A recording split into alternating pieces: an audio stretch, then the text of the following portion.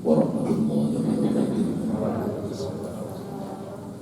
Innal hamdalillah alladzi hadana li hada wa ma kunna linahtadiya laula an hadana Allah. Laqad ja'at rusulu rabbina bil haqq wa nudu an tilkumul jannah uristumuha bima kuntum ta'malun.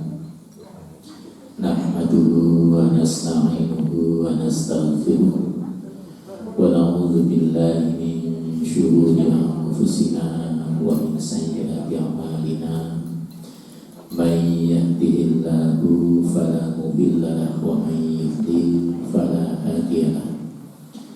Asyhadu an la ilaha illallah wahdahu la syarika lahu wa asyhadu anna Muhammadan abduhu wa rasuluhu la nabiyya ba'da. Allahumma sholli wa sallim wa barik ala Muhammadan wa ala alihi wa sahbihi wa man tabi'ahum bi ihsanin ila yaumiddin. Qala ta'ala fi kitabihil karim, a'udzu billahi minasyaitonir rajim. Ya ayyuhalladzina amanu taqullaha haqqa tuqatih wa la tamutunna illa wa antum muslimun.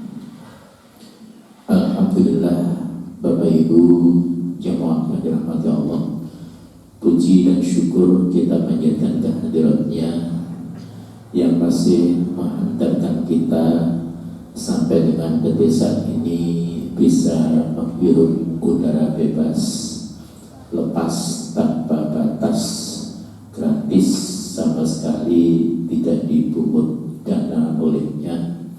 Hanya kita diperintah untuk mensyukuri nikmat yang Allah berikan kepada kita.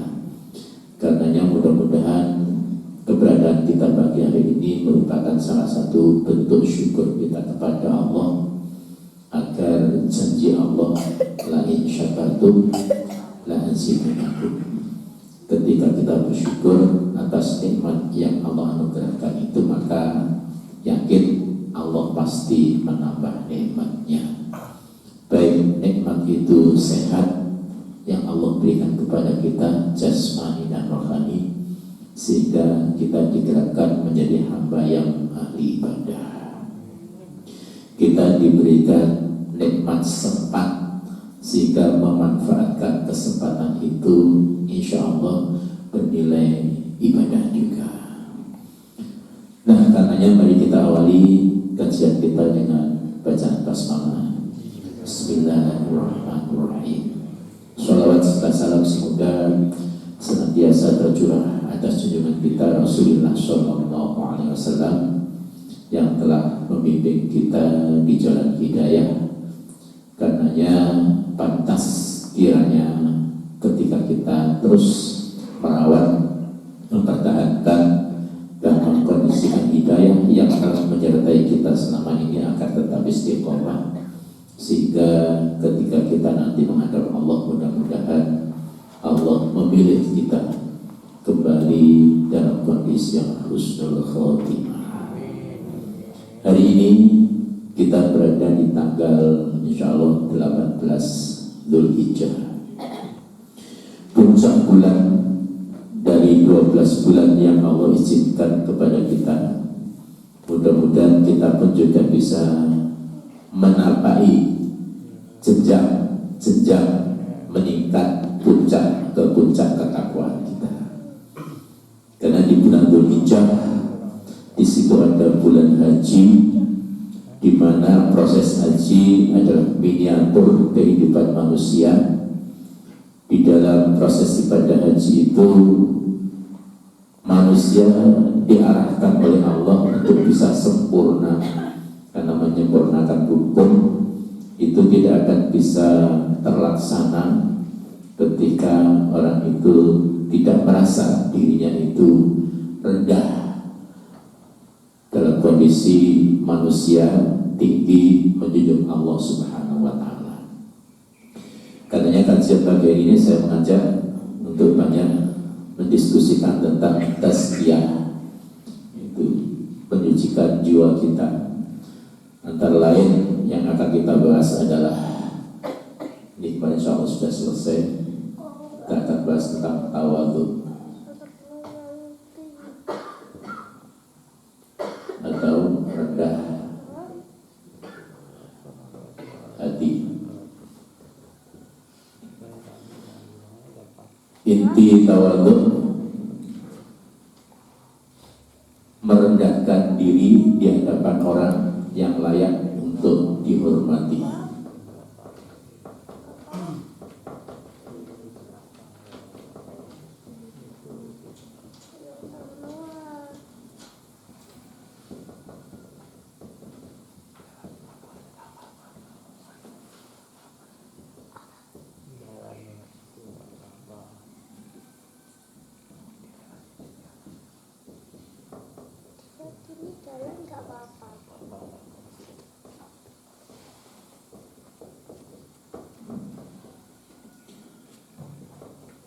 Tersambung menghormati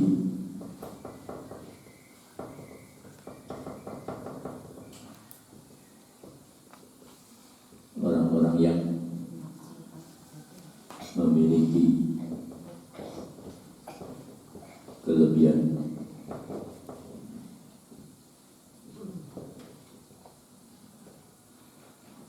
Sekaligus dalam tawadhu tidak menginginkan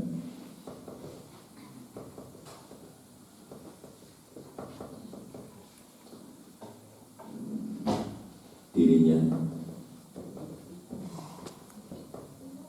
minta dihormati oleh orang lain. Indahnya kalau tiga pengertian ini melekat pada diri kita. Setiap saat kita bergerak terus, bergerak usia kita dalam hitungan matematika bertambah, dalam hitungan jatah berkurang terus, bergerak fisik kita terus berkurang kekuatannya, melemah seiring dengan waktu. Namun saat pergerakan itu ada yang turun, maka orang yang memiliki sikap yang tawadhu pasti memiliki balance, keseimbangan. Keseimbangannya adalah menaikkan yang satu, yaitu porsi rohani kita. Semakin jauh melangkah, pasti semakin banyak pengalaman yang kita dapatkan. Semakin dewasa usia seseorang, mestinya semakin bijak untuk mensikapi permasalahan kehidupan. Nah, demikian pula ketika nanti siapa yang kita jadikan acuan, contoh, suri teladan, uswah hasanah, nanti kita melihat bagaimana Rasul yang luar biasa. Nah, kita ambil dulu tiga pengertian ini. Yang pertama, kita bisa hadir di muka bumi ini semuanya atas izin Allah. Tapi ada manusia yang sangat berperan menjadikan kita bisa menjadi manusia seperti ini. Kalau dalam bahasanya Ki Hajar Dewantoro, manusia menjadi manusia ketika dia mendapatkan pendidikan. Tanpa dia mendapatkan pendidikan, nggak mungkin dia akan menjadi manusia. Saya ambil contoh misalnya di YouTube kemarin ada manusia yang sudah usia dewasa kayak kita, jalannya persis seperti binatang perantau. Ternyata saya lihat, kenapa kok bisa seperti itu? Karena kebetulan dia terlahir berada di suatu tempat di hutan, lingkungannya hanya bersama dengan hewan yang memiliki kaki 4, berjalannya seperti itu, dia pun juga mengikuti seperti itu. Nah, pantas Rasul menyatakan bahwa kita dulu semua hadir, kullu mauludin yuladu alal fitrah, bahwa setiap anak yang lahir itu semua terlahirnya dalam kondisi fitrah. Nah, kefitrahan kita bisa bertahan, bisa berubah, bisa ke arah mana saja. Maka kata Rasul, fa'abawahu, bagaimana peran serta kita para orang tua. Makanya ketika anak itu menjadi manusia, apapun warnanya, bisa diindikasikan bagaimana peran orang tua. Walaupun tidak seluruhnya, karena bisa jadi anaknya menjadi putih, mungkin orang tuanya tidak seputih seperti yang diraih oleh anaknya. Tapi disitulah peran serta orang tua. Keberhasilan kita ketika kemudian mampu bukan menyaingi, tapi setiap doa orang tua ingin menjadikan anaknya jauh lebih dibanding prestasi yang diraih oleh orang tua. Itu terbukti dengan doa yang ada di surat 25, 74, insyaallah semua hafal. Rabbana hablana min azwajina wa dzurriyyatina qurrata a'yun waj'alna lil muttaqina imama. Setiap kita orang tua, puncak permohonan kita kepada Allah, waj'alna lil muttaqina imama, ya Allah, jadikan kami menjadi imam bagi orang-orang yang bertakwa. Orang tua rela kok diimami oleh anak. Ketika orang tua telah mampu menjadikan anak prestasinya itu lebih dari orang tua. Banyak orang tua yang istilahnya ijazahnya cuma nyun sewu, bahasa dulu, ijazah orang tua cuma garudon oleh, ya, apa bu garudon oleh? SR kalau dulu, ya. Jadi sekolah rakyat itu jarang, istilahnya dulu kan ijazahnya cuma sekedar garudon oleh, tapi mampu menjadikan anaknya semuanya sarjana.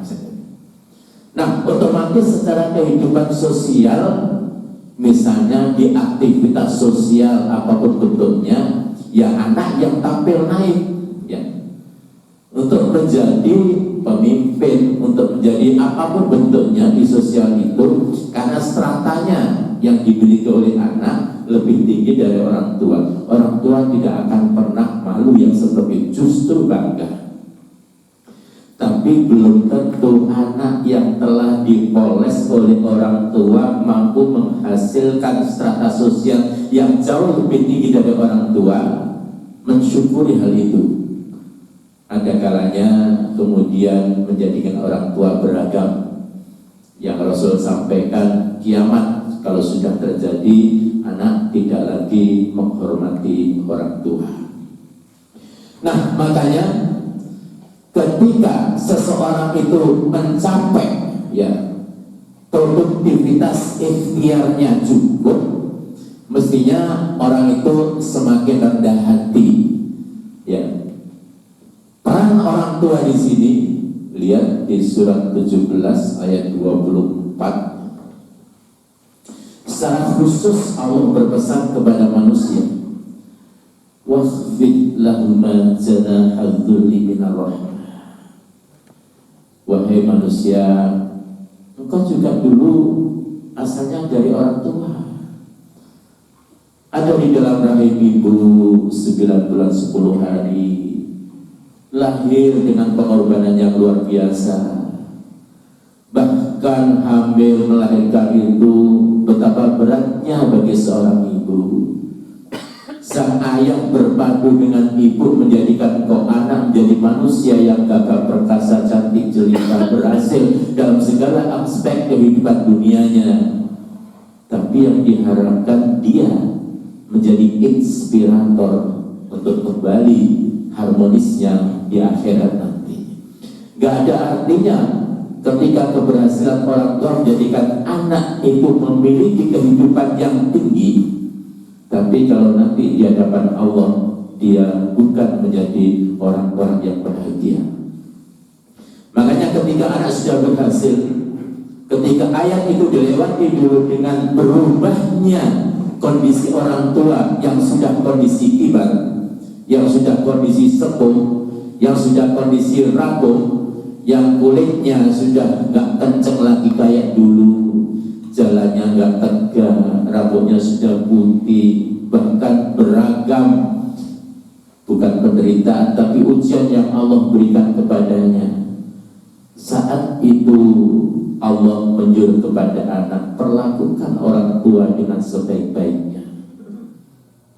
Silih bergantinya masa, dari perubahan orang tua mengorbankan segalanya, berubah anak yang asalnya lemah menjadi kuat, orang tua menjadi dari kuat menjadi lemah. Maka ketika anak merawat orang tua pun oleh Allah dikondisikan betapa indahnya. Nah, ketika anak mencapai posisi yang tertinggi, apa yang Allah katakan? Waqfid lahuma janahal dzulli minar rahmah. Ya, kamu seperti itu loh. Kalau tidak ada orang tua gak mungkin. Makanya rendahkan dirimu di hadapan orang tua. Kalimat yang ini saya senantiasa ingat. Insya Allah kita yang sepuh-sepuh dulu ada pelajaran di sekolah. Pelajaran apa dulu Pak? Budi pekerti, ya. Budi pekerti dulu, kalau ada orang tua duduk di mana, boleh nggak kita lewat di depannya itu? Dia suruh menjauh muter. Apa? Salah satunya melatih, ya. Melatih untuk menjadikan dia itu yang tidak sembarangan lah. Jadi adab di Al-Quran itu sudah diterjemahkan oleh Allah. Nah, apa yang bisa kita ambil di situ? Jangan menepuk dada dulu dengan keberhasilan kita, bahwa kita seakan-akan punya kelebihan. Enggak. Kalau nggak ada keuletan, nggak ada keikhlasan, nggak ada kesabaran, nggak ada pengorbanan dari yang namanya orang tua, nggak mungkin kita bisa jadi seperti ini. Makanya yang paling utama di sini, siapa yang pantas dan patut untuk dihormati? Nggak ada alasan, orang tua lah yang utama dan pertama di muka bumi ini, ya. Saya sempat kemarin agak sedih, agak menangis karena ada seseorang yang sudah tidak diakui oleh orang tuanya. Saya sambil tiduran, beliau konsultasi, di mana ini Pak, kenapa begini begitu? Ya dia apa-apakan, yang harus introspeksi diri itu jangan sikap orang tuanya, anak dulu, ya. Ada apa ini? Kalau sampai orang tua berlebih, tak tanya sudah berapa lama ini? Sudah sekian Pak, hampir 2 tahun gak tegur sapa lu. Lihat, ya, lihat di surat 31 ayat 15. Wa in jahadaka ala an tushrika bima laysa laka bihi fala tuti'huma wa sahibhuma fid dunya ma'rufa wattabi' sabila man anaba ilaihi, dan seterusnya. Allah mengatakan, sekalipun orang tua itu teramat sangat memaksa anak untuk mensekutukan Allah, itu yang oleh Allah boleh tidak dilakukan, tentang perintah anak mensekutukan Allah. Tapi dalam kehidupan sosial selama di dunia, perlakukan orang tua itu bil ma'ruf. Bil ma'ruf itu yang terbaik, ya. Kalau kita haus, yakin orang tua juga pasti haus. Jangan nunggu ditawari unjukan baru diambilkan. Karena sejak kecil dulu kita mulai belum bisa apa-apa. Usap sedikit nenek, usap sedikit nenek, orang tua. Waktu kita anak masih kecil, gak pernah kok kita minta pada orang tua. Pasti sudah disiapin segala kebutuhan kita. Bahkan sampai yang akan datang sekian lama, ini persiapan anakku kuliah. Habis kuliah nanti dia pasti ingin cari kerja, ini disiapkan untuk bekalnya dan seterusnya. Persiapan dia menikah, ini disisihkan dan seterusnya. Orang tua. Sehingga pantas kalau Rasul menyampaikan ridallah fi ridal walidain, Rasulullah fi sukhtil walidain. Keridhaan Allah tergantung keridhaan orang tua, murkanya Allah tergantung murkanya orang tua. Di paragraf yang pertama ini, mari kita kondisikan diri kita. Kita cari ya, siapa sih di muka bumi ini orang yang pantas, Kalau secara spesifik, Rasul pernah seorang laki datang kepadanya. Ja'a rajulun ila Nabi sallallahu alaihi wasallam. Seseorang datang kepada Rasul. Kemudian dia bertanya, "Ya Rasulullah, man ahabbun nasi bi husni sahabati?" Siapa sih di muka bumi ini seseorang yang paling pantas aku bergaul dengan baik? Kalau Rasul menjawab, ibu. Sumaman. Kemudian siapa lagi ya Rasul? Ibu. Sumaman. Siapa lagi ya Rasul? Ibu. 3 kali Rasul ditanya dengan pertanyaan yang gak beda, jawabnya tetap sama. Baru pertanyaan yang keempat, Sumaman. Siapa lagi ya Rasul? Baru abu, bapak. Nah, seakan 3:1 mencerminkan adanya selisih pengabdian. Tidak. Cuma karena ibu memiliki spesifik yang tidak didapatkan oleh bapak. Ketika Al-Quran mengatakan wa wassayna al-insana biwalidayhi hamalathu ummuhu wahnan ala wahnin. Bagaimana ibumu itu menghamilkanmu payah, betapa payah. Di ayat lain juga Allah menyampaikan wa wassayna al-insana biwalidayhi ihsana. Allah telah mewasiatkan kepada setiap manusia dalam berbuat terbaik kepada orang tuanya. Hamalat hukurha wa do'at hukurha. Bagaimana ibumu itu menghamilkanmu itu begitu payahnya, apalagi melahirkan tanpa payah. Wa hamluhu wa fisaluhu fi 30 syahra. Allah berikan contoh, bukan sekejap loh. Ibumu menghamilkanmu dan sekaligus menyusuimu, diberikan contoh yang tersulit di dalam ayat ini. Di 36 ayat yang ke-15 Allah menyampaikan hamil dan menyusui 30 bulannya lamanya. 30 bulan dikurangi dengan surat Luqman ayat 14, menyusui yang sempurna itu 2 tahun, maka di sini hamilnya 36 bulan. Ada apa 6 bulan? Disinilah isyarat yang Allah berikan dalam ilmu kesehatan. Seorang hamil yang jika ditakdirkan belum sepenuhnya dalam masa kehamilan ditakdirkan lahir prematur, ini dalilnya. 6 bulan kehamilan jika lahir dengan prematur, insya Allah bisa hidup. Saya sudah tanya kepada ahlinya, dokter. Saya pun juga pernah mengalami anak lahir prematur sama seperti itu. Ini dalil. Nah, ketika orang tua merawat anak yang lahir prematur dengan susah payah, biaya yang gak sedikit, kemudian dia sampai umur dewasa. Dewasa itu Allah gariskan di situ umur berapa? 40 tahun lamanya.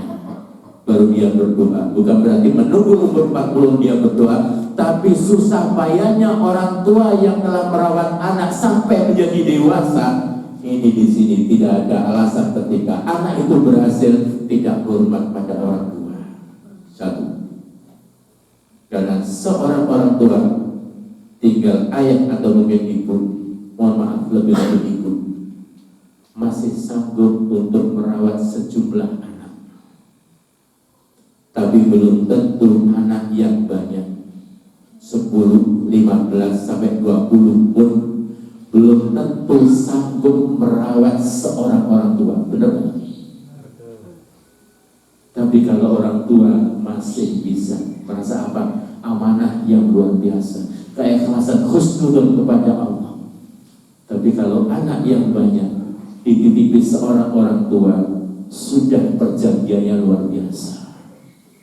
Saya 3 hari aja ya, sebelum 3 hari nanti jemput pindah sana. Kasihan orang tua, dia enak-enak kesenang main. Nah, yang kedua, sikap tawadhu itu muncul ketika orang itu bisa menghormati orang yang memiliki kelebihan. Kelebihan dalam umur. Orang yang muda punya kewajiban menurut syariat menghormati yang sepuh. Orang punya ilmu diposisikan imam sholat tidak harus orang yang sepuh. Karena kriteria tertinggi dalam imam sholat adalah tentang ilmu Al-Qur'annya. Walaupun muda anak kita, ya mudah-mudahan ini juga tidak lepas dari sini juga. Ya, karena kakaknya sudah berkali-kali saya doakan di forum, mudah-mudahan cepat ada yang, ya alhamdulillah. Yang tanggal 5. Dalam? Yang tanggal 5. Oh, yang tanggal 5 ya. Kan kemarin. Oh iya ya. Nah ini kan masih ada lagi. Ya. Jadi yang karena saya sudah habis sih, kalau saya ada udah tampil nih. Ya. Nah, apa itu definisi ini? Ya, orang tawadhu orang yang bisa menghormati pada orang-orang yang memiliki kelebihan. Kelebihan apa saja? Ya. Kelebihan ketika kita berinteraksi sosial, ya. Mau di kantor, mau di lingkungan, mau di mana saja. Itu orang yang menerima amanah, itulah orang yang punya kelebihan. Pak RT punya kelebihan. Ya. Aturannya di mana? Nah, cuma nanti ada syaratnya. Di surat 4 ayat 59. Ya ayyuhalladzina amanu atiiullaha wa atiiur rasul wa ulil amri minkum. Wahai orang-orang yang beriman, kita di dunia ini oleh Allah disuruh mentaati kepada 3 aspek. Aspek yang pertama, taatilah Allah. Yang kedua, taatilah Rasul. Yang ketiga, taatilah ulil amr. Ulil amr itu pemegang kekuasaan. Ya, ya tadi waktu sholat siapa pemegang kekuasaan? Imam. Di luar sholat aktivitas seperti ini ada siapa? Ada ketua takmir. Di kediaman masing-masing ada penguasa siapa? Para bapak. Di lingkungan ada penguasa siapa? Ketua RT dan seterusnya. Nah, cuma akan terjadi satu kendala, selisih, kurang harmonis jika kita tidak mengambil ketiga-tiganya. Seringnya kendala itu muncul karena dibalik. Yang ketiga yang kita taati pemegang kekuasaan, dia akan menjadi yang pertama. Ya. Padahal di situ Allah menyampaikan, fa in tanaza'tum fi syai'in faruddu ila Allahi wa Rasul. Jika kamu ada selisih pendapat tentang sesuatu dari apa yang diputuskan, apa yang disepakati, apa yang ingin dilakukan dan seterusnya, ya, maka Allah menyuruh kembali kepada Al-Quran, kembali kepada Sunnah Nabi. Pemegang kekuasaan tidak disebut lagi oleh Allah, maknanya tinggalkan.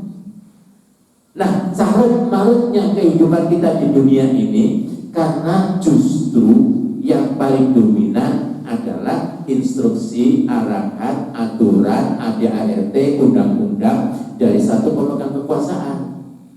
Ya. Jadi kita tidak kembali kepada Allah, ya, tidak kembali kepada Rasul. Padahal jelas silakan nanti buka di Al-Quran. Kembali kepada Allah, mana kembali kepada Al-Quran. Kembali kepada Rasul, kembali kepada sunnahnya. Ya. Tapi di situ memang tidak mengatur. Kerja bakti membuat gorong-gorong itu nggak urusan di situ. Ya. Bagaimana bentuk rumah itu selera dunia. Tapi yang Allah maksud di situ adalah yang ada sangkut paut hubungannya dengan ibadah kita kepada Allah secara makhluk. Jadi nggak bisa bisa ibadah itu diatur oleh kesepakatan manusia, nggak bisa. Karena sudah ditentukan syariahnya. Ibadah yang bersifat tauqif, ibadah yang bersifat syariah, ya sudah. Ya. Sholat seperti ini, ya seperti ini. Ya. Nggak bisa dirancang seperti yang lain. Kalau sekarang ada masa pandemi, ini ada satu ikhtiar, ya. Tapi bukan karena kita suudon kepada jamaah yang lain ketika nempel, enggak. Ya. Ini ada ikhtiar, walaupun ini masih ditanggapi selisih. Kan di tempat lain kan juga ada yang sudah rapat kan. Ya, di tempat lain ada. Bahkan saya ada di satu masjid itu sejak awal dulu sampai sekarang sama sekali tidak pernah ada renggang jamaah. Ada satu masjid saya masih tetap berada di situ. Ya kita harus dengar. Cuman kita nggak bisa menyepelekan keadaan, ya, nggak bisa menyepelekan keadaan. Karena penyakit juga datangnya dari Allah. Ketika kita tidak menggunakan referensi sesuai dengan kehendak Allah, nggak ada reformasinya, nggak ada ikhtiarnya, nggak ada usahanya, ya bisa jadi kita terkena. Ya, buktinya dikatakan nggak ada, banyak saudara kita yang gugur.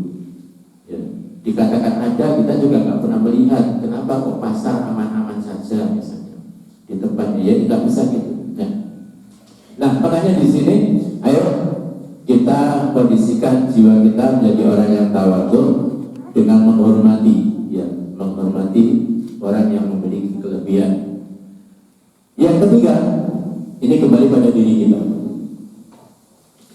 Ketika kita walaupun merasa punya lebih, karena saya yakin tiap orang ada kelebihan, tapi pasti di antara kelebihan itu kita punya kekurangan. Buktinya kepala keluarga apa selalu lebih? Enggak ya Pak? Ya kepala keluarga ya mesti banyak kekurangannya. Enggak akan menjadi kepala keluarga kalau nggak dibantu oleh anggota keluarga ya Pak? Enggak mungkin masak. Pak Pes suka masak ya Pak? Ya mesti jauh lebih luas ya. Jauh lebih luas. Saya pandai masak. Kalau bikin mie, ya bikin mie, ya adalah walaupun nggak mie, nasi goreng gitu. Kalau nasi goreng saya masih sanggup. Kalau biasa dulu kalau di kapal, jadi seperti itu. Jadi masih. Tapi mesti setiap orang ada kelebihan dan kekurangannya. Nah, ketika kita punya kelebihan, jangan selalu minta dilebihkan. Karena di antara kelebihan itu kita pasti ada kekurangan. Sifat yang merasa lebih itu siapa? Iblis.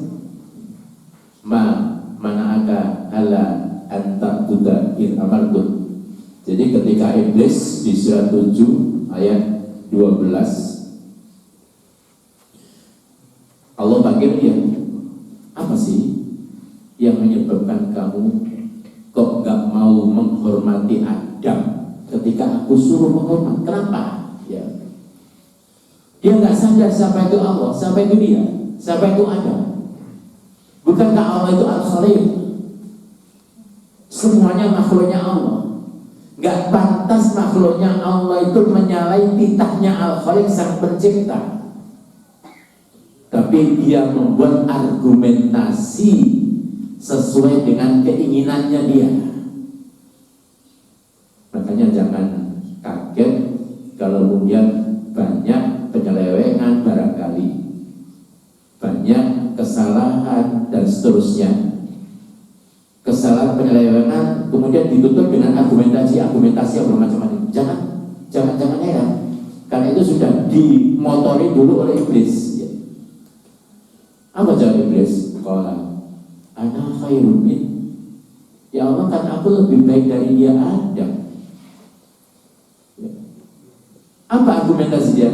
Khalaqtani min nar wa khalaqtahu min tin.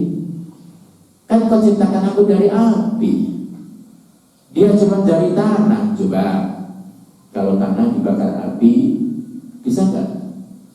Bisa. Buktinya tanah bisa jadi genteng, jadi botol, jadi gendong, jadi maron, jadi sebagainya. Itu kan api. Api bisa merubah tanah dari bentuknya dan seterusnya. Barangkali itu argumentasi iblis. Tapi dia lupa bahwa tidak pantas yang di alam ini membantah titahnya Allah. Karena secara umum ya, Rasul pernah mendapatkan pencerahan dari Allah yang diwariskan kepada kita. Salah satu ayat di Al-Quran, tusabbihu lahus sab'us samawati wal ardu wa ma fihin. Semua yang ada di langit yang 7 itu, semua yang ada di bumi, semua yang ada di antara langit dan bumi, mestinya tidak ada satu pun yang tidak bertasbih kepada Allah.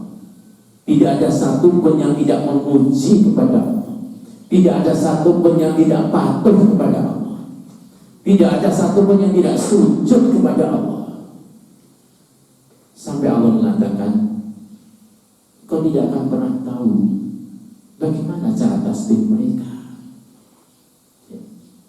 Daun bertasbih, makanya ada kan daun yang kalau sore sudah mulai tidur, daun apa itu? Kumis kucing. Kenapa kok daun yang lain enggak? Yang setipe dengan dia bentuknya, ya enggak. Kenapa? Allah sudah tentukan hanya dia saja. Ada bunga yang disebut bunga arundalu. Kalau malam baunya, kenapa siang mau enggak? Terus kemana bau harum itu pada siang hari? Ya itulah dia patuh pada Allah. Kenapa kok ada hewan ya, galak kaya apa yang namanya harimau? Pernah dengar harimau menerkam anaknya? Enggak ada. Lawannya yang dia terkam, termasuk manusia. Kalau ada harimau, bahkan harimau di area sirkus saja masih bisa kan menerkam pawangnya. Tapi kalau manusia, Masya Allah, alhamdulillah, kalau ada manusia sampai dia mengingkari dan melawan Allah, karena Allah sudah mengisyaratkan. Dibuka di surat 16 ayat yang keempat, Allah menyampaikan kepada kita sebagai introspeksi diri. Manusia lu, kamu cuma asalnya dari kufah. Sering diterjemahkan air yang menghinakan, ada yang menerjemahkan air yang menjijikkan secara dohir. Tapi setelah menjadi manusia yang gagal, menjadi manusia yang parlente, menjadi manusia yang berhasil, menjadi manusia yang seakan-akan menguasai alam ini, seakan-akan. Kemudian dia menjadi manusia yang membantah yang nyata di hadapan Allah. Nah, karenanya ada 3 ulama. Yang pertama, Ibnu Atha mengomentari tentang tawadhu.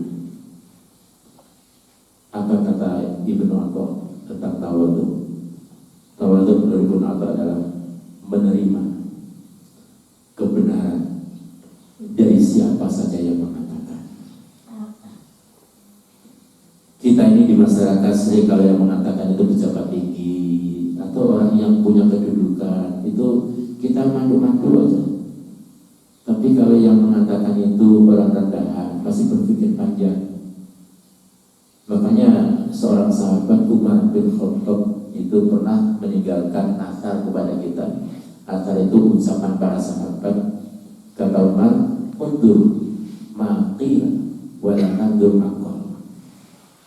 Perhatikan dulu apa yang diucapkan oleh seseorang. Jangan kau melihat siapa orang yang mengucapkan itu. Bisa jadi yang nasihat itu orang strata sosialnya rendah, tapi yang disampaikan kalamullah. Karena Rasul menyampaikan fa inna asdaqal hadits kitabullah. Walaupun orang itu rendah strata sosialnya, tapi dia ada ucapan kecuali ucapan itu kalamullah, itulah yang benar. Karena kata Rasul, yang paling benar adalah ucapan Allah. Wa khairul hadiyati Muhammadin sallallahu alaihi wasallam. Dan petunjuk yang paling baik adalah apa yang pernah ditunjukkan oleh Rasul Muhammad sallallahu alaihi wasallam.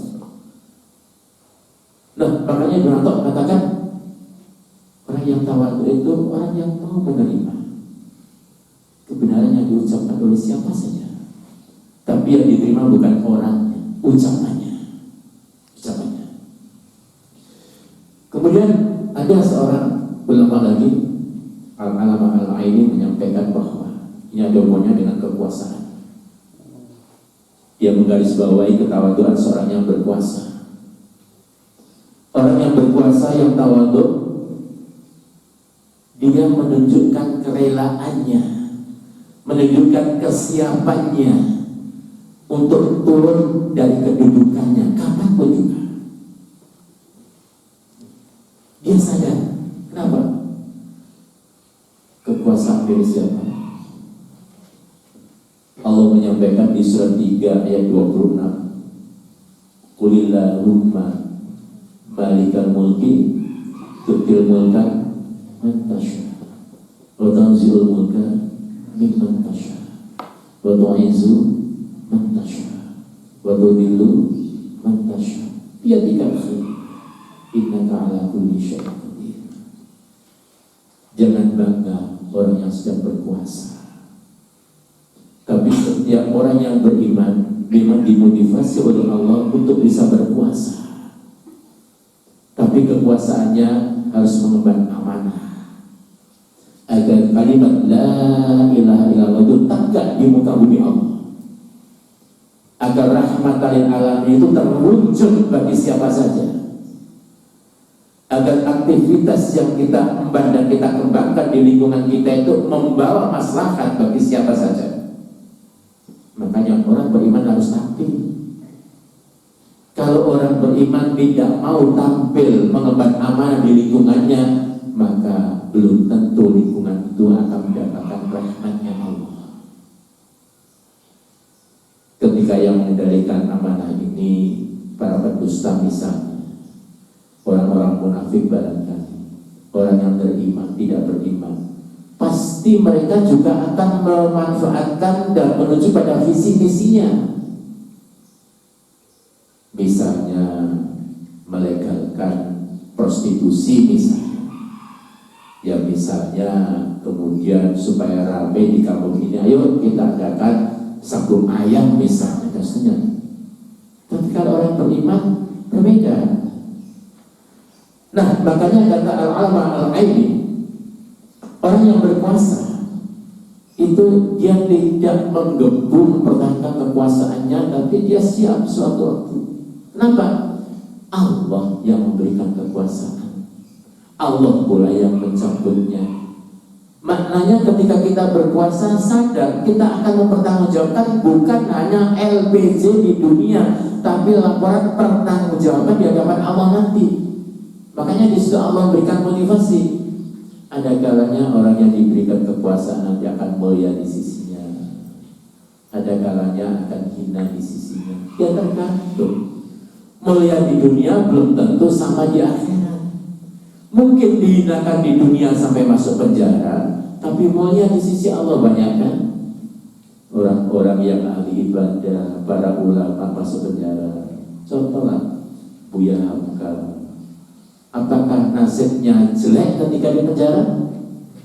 Justru di penjara berhasil menyelesaikan tafsir Al-Azhar yang sekarang menjadi banyak referensi orang-orang yang berilmu. Berarti setiap orang yang membacanya, beliau almarhum Buya Hamka mendapatkan nilai pahala karena buku sudah menyebar kemana-mana. Mithlul ladzi min ujuri man tabi'ahu la yanqusu min ujurihim syai'a. Tawadhu biasa. Dan yang ketiga, saya cuma nukil 3 pendapat, banyak pendapat. Imam At-Tabari mengatakan bahwa ketika seseorang atau lingkungan itu ada yang tawadhu sikap dan karakternya, pasti melahirkan kemaslahatan baik di dalam agamanya maupun dunianya. Coba kalau misalnya ada seseorang pemangku amanah, tiap hari petentang-petenteng mentekel, lesannya itu jelek, sikap dan perilakunya itu menjadikan orang itu sakit hati misalnya. Kira-kira lingkungan senang gak, Bu? Ya kan? Tapi kalau orang yang mengaku amanah jabatan itu tawadhu, rendah hati, menyatu, memberikan contoh, memulai, mensupport segalanya, memperhatikan, ya saya yakin semuanya lingkungan akan merasa mendapatkan kasih sayang. Dunia apalagi akhiratnya. Misalnya yang lalu kan sempat saya masih ingat tempat ini, ayo jangan sampai masjid kita ini sepi dari anak kecil. Gimana caranya? Kita berikan kasih sayang kepada mereka. Banyak cara kasih sayang, banyak. Ya, misalnya kalau saya biasa di satu tempat itu di yayasan saya, kalau saya sholat sama anak-anak biasanya tak stop dulu, jangan keluar. Kenapa? Nah, di akhirat itu kalau orang berbuat baik nanti dapat pahala. Di dunia juga insya Allah dapat rezeki kok. Dikasih sesuatu, saya biasa bawa gitu, bawa A, bawa B itu. Anak stop. Dia duduk, suruh duduk di shopnya masing-masing, kita yang sebut jalan, ayo jalan, kasih satu-satu. Senang dia. Nah, ini yang diterjemahkan oleh Imam At-Tabari. Ayo kita bikin suatu kebaikan baik dunia maupun akhirat. Gimana caranya? Ya rendahkan hati dulu. Kalau orang itu tinggi hati, nggak akan pernah terwujud hal seperti itu. Nah, karenanya menutup kajian kita dan hari ini suruh jam 5:39. Ya, kok sudah cepet? Nggak kecepatan Pak? Enggak ya? Saya merasa masih berbicara 5 menit tapi sudah. Ya, mudah-mudahan semakin hari kita menjadi orang semakin tawadhu seiring dengan kondisi fisik kita, kondisi akal kita dan rohani kita. Ayo kita naikkan dengan memperhatikan lingkungan seindah-indahnya. Demikian yang bisa kita bahas pada pagi hari ini. Ada waktu masih kurang lebih 4 menit, barangkali ada yang berkenan untuk diskusi lagi.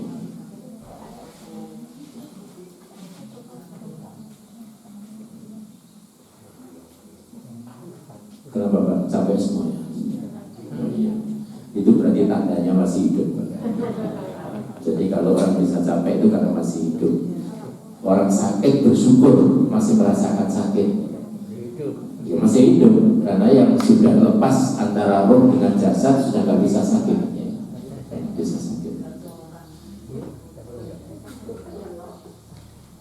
Oke, sebelum mengakhiri untuk memberikan testa waktu, ya, jadi dari waktu syuruk kurang lebih 10 sampai 15 menit sebelum kita meninggalkan rumah Allah ini dengan sholat 2 rakaat. Mudah-mudahan kita masuk pada salah satu ayat sesuai yang kita bahas ini. Nanti bisa dibuka di surat 25 ayat yang ke-63. وَعِبَادُ الرَّحْمَنِ الَّذِينَ يَمْشُونَ عَلَى الْأَرْضِ هَوْنًا وَإِذَا خَاطَبَهُمُ الْجَاهِلُونَ قَالُوا سَلَامًا. Masya Allah, Allah berikan tanda. Dan di antara hamba-hamba Tuhan yang penuh kasih sayang itu, kalau kita nanti ingin disayang oleh Allah, diberikan label menjadi ibadur rahman, ya, dia yang syuna alal ardi hauna, berjalan di muka bumi ini dengan tunduk. Tidak ada sama sekali variasi dunia yang memberikan label kita pantas untuk berjalan dengan tegak, artinya sombong. Apa yang kita sombongkan? Harta mungkin menyertai kita, pangkat jabatan gak usah kembali, ketika berbulan rahmat Allah sudah tanggal semua, ya, gak pakai pangkat ya. Saya dulu masih sempat pakai atribut ini itu, ya sekarang sudah beda. Kalau pakai itu ya lucu ya, ya karnaval, cuma sekarang gak mungkin ada karnaval, pandemi masih, ya.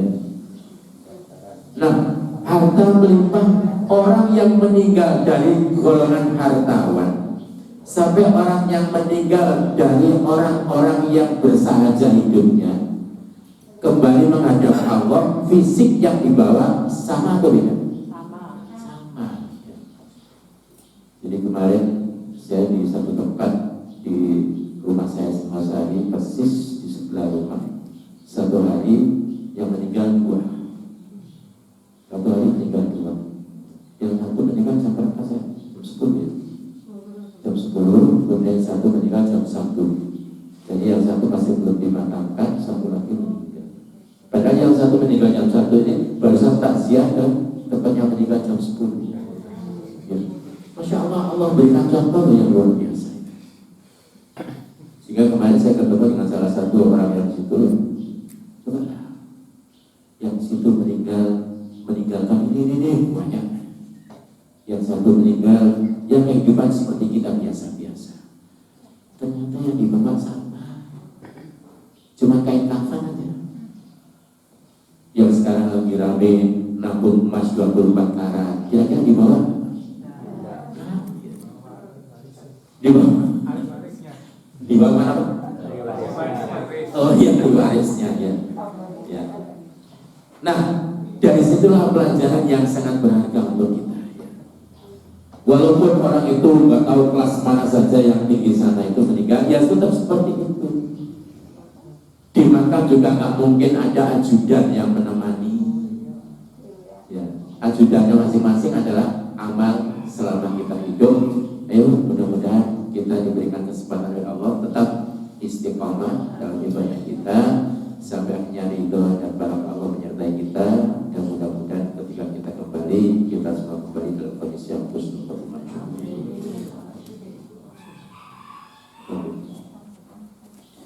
Mungkin seorang guru kita, ya, karena saya juga berada di beberapa tempat di grup, tiap hari juga selalu kita bahas beliau. Beliau juga berada satu yayasan dengan saya. Ya. Coba kami sedang mendirikan yayasan pesantren lansia. Ini sekarang sedang bangun masjidnya. Ini termasuk juga beliau salah satu pendiri itu bersama dengan saya bertiga. Saya, beliau sama Ustaz Afrizal. Dan beberapa kali beliau keluar masuk rumah sakit. Artinya insya Allah dengan beberapa kali keluar masuk rumah sakit, sehingga dengan itu kita yakin sebagai orang yang beriman, Rasul memberikan gambarannya la ba'sa qahurun. Jadi kalau ada orang sakit, salah satunya kita juga disuruh berkalimat itu, apa maknanya? Ya, gak apa-apa, dengan sakit itu Allah akan membersihkan dosa-dosanya. Makanya kalau Allah menguji kita sakit, kata Rasul, walaupun sakitnya itu seperti tertusuk duri, atau yang lebih sakit dari itu, ketika menjawabnya dengan ikhlas dan sabar, maka Allah kotorkan dosa-dosa dari dalam tubuhnya sebagaimana Allah kotorkan daun dari rantingnya. Oke, kita khusus mendoakan beliau, mudah-mudahan doa kita dikabulkan oleh Allah. Dan karena doa itu permohonan, saya mengajak semuanya menjiwai doa itu. Jadi saya mau bahasa Madura belum pernah belajar, bahasa Arab khawatir salah, agar semuanya menjiwai. Ya, saya berdoa dengan bahasa Indonesia, tapi dengan maksud yang tidak beda insya Allah. A'udzubillahi minasyaitonir rajim. Bismillahirrahmanirrahim. Alhamdulillahirabbil alamin. Allahumma shalli wa sallim wa barik ala Muhammad wa ala alihi wa sahbihi ajma'in. Ya Allah, telah Kau uji saudara kami Ustaz Husnul Hadi, salah satu guru dan Ustaz kami yang selama ini telah memberikan pencerahan ilmu sehingga kami bisa keluar dari kebaliman menuju cahaya iman. Saat ini ujian itu sedang diterima oleh beliau. Kami yakin beliau menerima dengan sabar, ikhlas. Namun kami sangat mengharapkan, ya Allah, jangan keburu ilmu itu hilang dari muka bumi, disebabkan orang-orang yang berilmu. Satu persatu Engkau berikan akhir kehidupan di dunia, termasuk beliau. Karuniakan kesembuhan bagi beliau, ya Allah, karena Engkau lah yang memberikan kesembuhan. Tidak ada kesembuhan kecuali kesembuhan yang hakiki darimu ya Allah, agar beliau masih tetap punya kesempatan untuk mengabdikan di sepanjang hidupnya dengan berikan ilmu kepada kami yang sangat haus ilmu, agar kami juga bisa meneladani apa yang beliau perjuangkan selama ini, menjadi ahli ilmu dan sekaligus ahli ibadah dimanapun kami berada. Dan jadikan di tempat ini ya Allah memiliki cahaya iman, karena senantiasa menjadikan tempat ini untuk berbagi ilmu, dan jadikan ilmu semuanya itu menjadi ilmu yang manfaat, bukan hanya bagi beliau para penyampai, tapi juga bagi kami. Berikan kesempatan minimal dengan mampu mengembangkan ilmu yang kami terima dari semua beliau yang telah memberikan ilmu di tempat ini, agar semuanya dari kami memiliki tabungan yang tetap dan abadi ketika menghadap nanti, yaitu ilmu yang manfaat pada. Rabbana taqabbal minna innaka antas samiul alim wa tub alaina innaka antat tawwabur rahim. Rabbana atina fid dunya hasanah wa fil akhirati hasanah wa qina adzabannar. Subhana rabbika rabbil izzati amma yasifun. Wassalamu ala mursalin walhamdulillahi rabbil alamin. Kita akhiri dengan doa kafaratul majelis. Subhanallah wa bihamdihi asyhadu